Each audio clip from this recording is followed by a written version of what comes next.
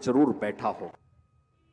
प्रयागराज में मकर संक्रांति के पावन अवसर पर श्रद्धा और आस्था का अद्भुत संगम देखने को मिल रहा है। इस वर्ष मकर संक्रांति का पारंपरिक स्नान एकादशी के दिन पड़ने के कारण धार्मिक मान्यताओं में विशेष चर्चा का विषय बना हुआ। पंचांग के मुताबिक संक्रांति 15 जनवरी को मानी जा रही, लेकिन परंपरागत आस्था के चलते बड़ी संख्या में श्रद्धालुओं ने 14 जनवरी को भी मकर संक्रांति मानकर पवित्र स्नान किया। सुबह तड़के से गंगा, यमुना और अदृश्य सरस्वती के पावन संगम पर श्रद्धालुओं की भीड़ उमड़ रही है।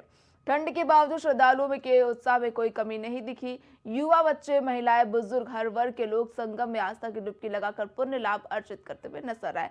अपनों पापों से मुक्ति कामना करते हुए देखे गए। हर हर गंगे जय मैं गंगा के उद्घोष से पूरा संगम तट भक्तिमय वातावरण में डूबा रहा। श्रद्धालुओं का मानना है कि मकर संक्रांति के दिन संगम में स्नान करने से जीवन के कष्ट दूर होते हैं, मोक्ष की प्राप्ति होती। यही कारण कि दूर दराज के राज्यों से भी बड़ी संख्या में लोग पहुंच रहे हैं।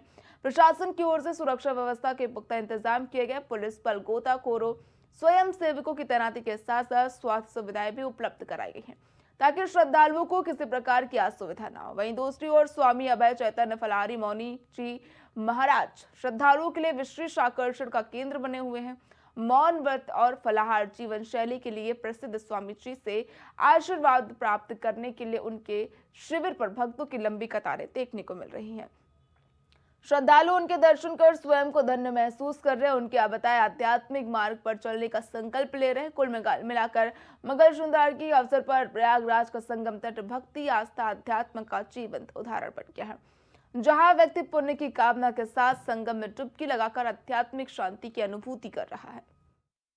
मकर संक्रांति भगवान सूर्य का उत्तरायण होने के बाद यज्ञ, पूजा पाठ, जप तप, अनुष्ठान के आदि संकल्पों के पूर्ण होने के सब सुखद परिणाम आने लगते हैं और शास्त्रीय मत से सूर्य उत्तरायण होने के बाद ही सारे शुभ कार्य किए जा सकते हैं। यहाँ पर 5,51,00,000 रुद्राक्ष के मणियों से बनी हुई भगवान शिव की ज्योतिर्लिंग है, जिनकी प्राण प्रतिष्ठा भी सूर्य उत्तरायण होने के बाद हो जाएगी। 11,108 त्रिशूल हैं, जिनका आवाहन हो जाएगा। काला त्रिशूल आतंकवाद विनाश के लिए भगवती कालिकांबा का आवाहन हो जाएगा। पीला त्रिशूल भगवती पीताम्बरा का आवाहन हो जाएगा, शत्रु विनाश के लिए, रक्षा के लिए। और लाल त्रिशूल भगवती लक्ष्मी का आवाहन हो जाएगा, देश की संपन्नता के लिए। और श्वेत त्रिशूल भगवती सरस्वती का आवाहन हो जाएगा, अनुग्रह करने के लिए। चक्रकुंडों की स्थापना हो जाएगी, यज्ञदेव की स्थापना हो जाएगी, अग्निदेव की स्थापना हो जाएगी और महाराज इंद्र की स्थापना हो जाएगी उनके ध्वजों के अनुसार। और मेरे जो 12 सूर्य हैं उनके लिए जो 12 घंटे लगाए गए हैं, भगवान आदित्य का भी के सम्मान में 12 घंटे बजाए जाएंगे। और 12 करोड़ 51 लाख महामंत्रों का जप शुरू हो जाएगा।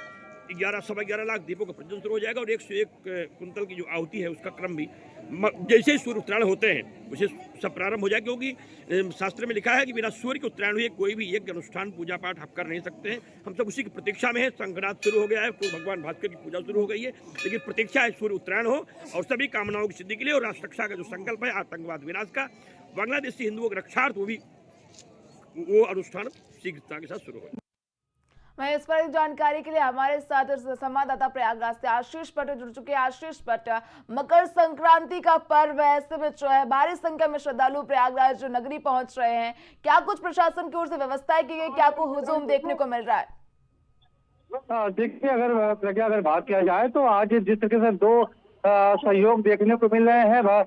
आज एकादशी का एक व्रत देखने को मिल रहा है, स्नान ध्यान देखने को मिल रहा है। तो दूसरी पारंपरिक तरीके से जो मकर संक्रांति का स्नान है वो भी पुण्य की भागीदारी के लोग यहाँ पहुंच रहे हैं, श्रद्धालु पहुंच रहे हैं।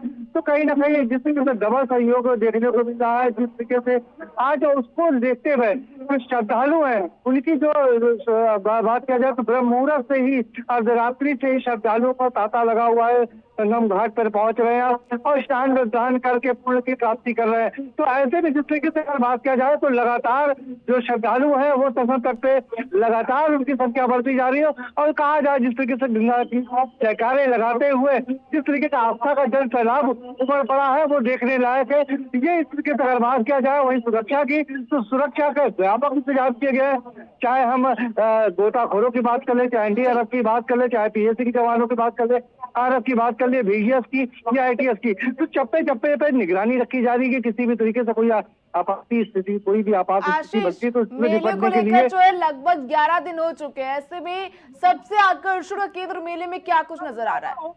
देखिए, अगर जिस तरीके से जैसे जैसे मेले का दिन बढ़ रहा है वैसे वैसे मेला भव्य और दिव्य जो बात कही जा रही तो वो देखने को मिल रहा है। तमाम ऐसे साधु संत जिस तरीके से कुंभ में नजारा देखने को मिला था, जी। दूर दराज से, देश की दुनिया से, कोने से तमाम साधु संत पहुंचे थे। ऐसी अगर बात किया जाए तो इसमें मौनी बाबा है, ऐसे खड़गपुरी बाबा है, ऐसे हाथ उठाने वाले बाबा, तो ऐसे तमाम यहाँ साधुओं जो संतों का रंग देखने को मिला वो पहुंच रहे हैं, जो कहीं ना कहीं लोगों के लिए आकर्षण का केंद्र बने हुए हैं। जी जी, जिस तरह महाकुंभ में हमने देखा था कि विदेशी पर्यटकों का हुजूम अधिक देखने को मिला था, क्या इस बार माघ मेले में विदेशी पर्यटक अधिक देखने को मिल रहे हैं?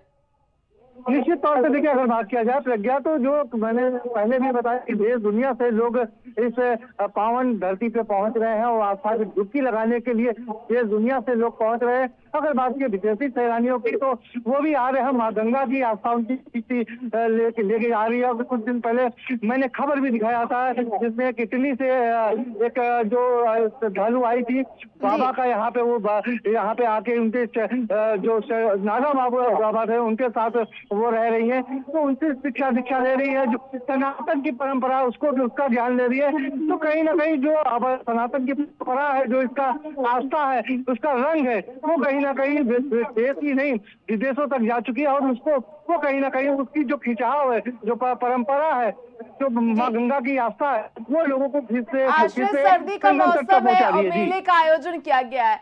सर्दी को लेकर प्रशासन ने कुछ व्यवस्थाएं की है श्रद्धालुओं के लिए?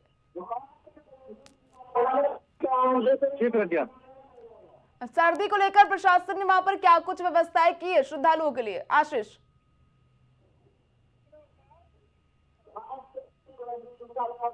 हेलो, ठीक है, आशीष से हमारा संपर्क नहीं हो पा रहा है। आपको बता दें कि संगम में मकर संक्रांति पर श्रद्धालुओं की भीड़ जो है देखने को मिली है। ठंड में संगम स्नान और श्रद्धालुओं का हुजूम जो है प्रयागराज पहुंच चुका और भारी संख्या में लोग जो है संत महात्मा नजर आ रहे हैं।